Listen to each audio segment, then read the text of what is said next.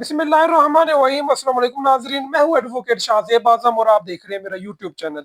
नाजरीन, पंजाब हुकूमत का वकील बुरे तरीके से इंतहाई फलाप अंदाज में आज नाकाम रहा अपना केस साबित करने में, और सुप्रीम कोर्ट ऑफ पाकिस्तान के 3 रुकनी लार्जर बेंच ने इमरान खान साहब को रिहा करने का हुक्म दिया है। और ये रिहाई का हुक्म 8 के 8 मुकदमात में, यानी कोई एक केस साबित नहीं कर सका पंजाब हुकूमत का वकील जिसमें इमरान खान का कनेक्शन जोड़ सके 9 मई के साथ। बुरी तरह से नाकाम रहा है पंजाब हुकूमत का वकील, और इमरान खान साहब को आज रिहाई नसीब हुई है। और ये तकरीबन कोई 9 मई 2 साल से ज्यादा अरसा हो गया। अब तो 2 साल का ज्यादा अरसा गुजरने के बाद इमरान खान साहब को रिहाई नसीब हुई है। और इमरान खान साहब की बहनों के चेहरे पर आज बड़ी जो है वो मुस्कुराहट थी। और उनको पता था कि अब इमरान खान साहब के खिलाफ सिर्फ एक मुकदमा रह जाना है, और वो है अलकादिर ट्रस्ट केस। और जिस दिन वो मुकदमा भी लगा तो ये मेरा कानूनी तजिया है कि उसमें भी कोई खतरे का शवाहिद नहीं है, और इमरान खान साहब को उन केसेस में भी जो है वो रिहाई के चांसेस मौजूद है। और जिस तरह साइफर केस बढ़ गया, साइफर केस हमारे सामने है, वो केस साबित नहीं हो सका वो। और इसके अलावा तोशाखाना केस, जज दिलावर, याद है जज दिलावर वो फैसले देता था कि आज वकील आए कराची से तो नहीं तो मैं फैसला सुना दूंगा, फला बंदा आए नहीं तो मैंने फैसला सुना देना है। यानी वो जिस तरह की वो दिलावर साहब अपनी लैंग्वेज यूज किया करते थे, लेकिन वो केस भी बढ़ गया, तोशाखाना केस। और इसके अलावा इद्दत केस मैं समझता हूँ सबसे बदतरीन केस था बहरल वो। तो उस केस का अंजाम जो है वो हमारे सामने है, वो इद्दत केस भी जो है वो साबित नहीं हो सका। अब एक रह गया अलकादिर ट्रस्ट केस। तो इस केस में भी जो है वो इमरान खान साहब जो है उनके रिहाई के चांसेस मौजूद हैं, जमानत के चांसेस जरूर मौजूद है। और सबान सफदर साहब का कहना है कि वो केस 2 से 3 समातों की मार है, और उसके बाद इमरान खान साहब को उनके उस केस में भी रिहाई मिल जाएगी। तो इन केसेस के अलावा अब तक जो है वो जो रिपोर्टेड जो हमारे सामने जो चार्जशीट है, उसमें इमरान खान का कोई ऐसा केस मौजूद नहीं है जिसमें इमरान खान साहब को मजीद कैद में रखा जा सके, या इमरान खान की जो है वो जो उनकी जो एक जो उसकी रिहाई में कोई तातुल आ सके। तो इस वक्त जो है वो कोई ऐसा केस नहीं है, सिर्फ एक केस है अलकादिर ट्रस्ट केस। और उसमें भी अगर फर्ज करें इस्लामाबाद हाई कोर्ट जमानत नहीं भी देती, तो वो केस भी सुप्रीम कोर्ट में आएगा। और सुप्रीम कोर्ट जो है वो क्योंकि उसने हर तरह से चीजों को देखना होता है, हर तरह से चीजों को जो है वो मैनेज करना होता है, तो सुप्रीम कोर्ट भी उसमें इमरान खान साहब को जमानत दे देगी।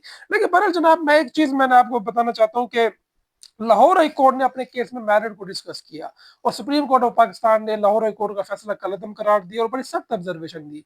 तो क्या सुप्रीम कोर्ट को नहीं चाहिए कि उन जजेस जिन्होंने इमरान खान की जमानत खारिज की, इमरान खान को इतना अरसा जेल में रखा और मैरिट को डिस्कस किया, तो उनके खिलाफ कार्रवाई क्या नहीं होनी चाहिए जजों के खिलाफ? यानी कि पाकिस्तान में ऐसा कोई कानून नहीं बनना चाहिए कि अगर कोई जज कोई अगर फैसला दे, या जिसमें जो है वो जज अपने इख्तियार से तजावज करे, तो उसके खिलाफ भी तो कोई कार्रवाई हो। सुप्रीम जुडिशल काउंसिल के अलावा कोई और फोरम होना चाहिए जिसमें उस जज को कम से कम आप डीमेरिट्स पॉइंट से आप उसके जो है वो एलिवेशन को रोकें, आप उसको कोई इस तरह महकमाना तौर पर कोई सजा दें आप उसे। तो नहीं तो ये तो इस तरह से एक ट्रेंड बन जाएगा कि कोई भी जज जो है वो सियासी वाबस्तगी की बुनियाद के ऊपर भी बहुत सारे इल्जाम लगते हैं जजों के ऊपर।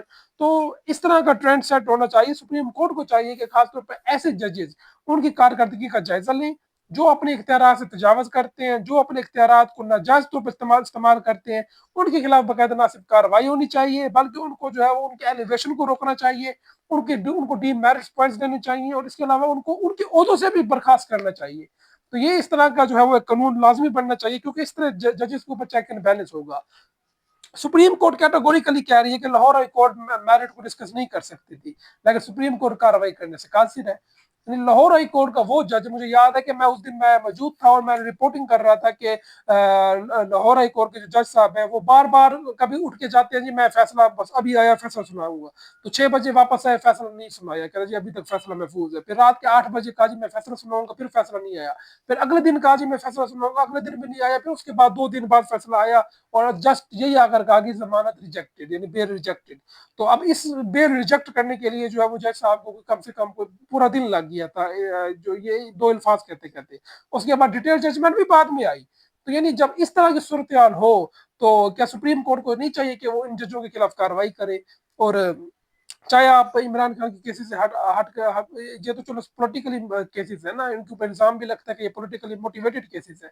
आप चाहे नॉर्मल केसेस में देख लें तो जजेस का जो बिहेवियर जो रवैया होता है, तो जजेस के खिलाफ भी मैं समझता हूँ कि सुप्रीम कोर्ट ऑफ पाकिस्तान को कुछ इस तरह का कोड ऑफ कंडक्ट जरूर मुरतब करना चाहिए, ताकि इन जजों के खिलाफ जो अपने इख्तियार से तजावज करते हैं उनके खिलाफ जरूर कार्रवाई हो।